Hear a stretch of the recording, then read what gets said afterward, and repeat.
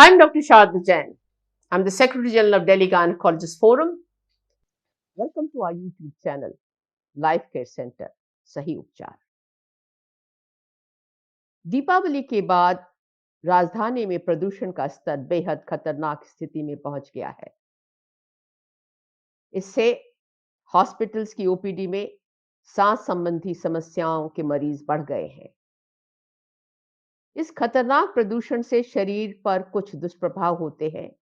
इनसे बचने के लिए हमें क्या उपाय करने चाहिए, आज इसी पर चर्चा है।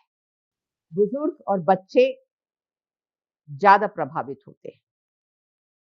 बुजुर्गों के फेफड़े और हृदय और शरीर के अन्य अंग युवाओं की तुलना में कमजोर हो जाते हैं और साथ ही बच्चों के अंग में उतने विकसित नहीं हो पाते, इसलिए प्रदूषण का दुष्प्रभाव ज्यादा उनके ऊपर पड़ता है।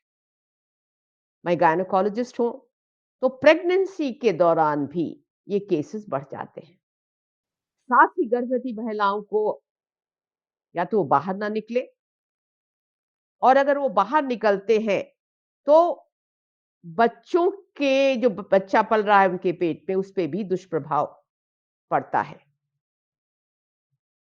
डब्ल्यूएचओ ने बताया है कि अगर वायु प्रदूषण को ना रोका गया हिंदुस्तान में, तो यहां पर अर्ली अबॉर्शंस और मेलफॉर्मेशंस के इंसिडेंस भी प्रेगनेंसी में ज्यादा हो जाएंगे।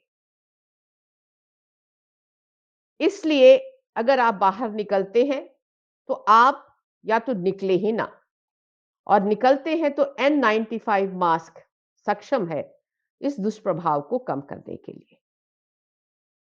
डॉक्टर गुलेरिया ने कहा कि 24 सिगरेट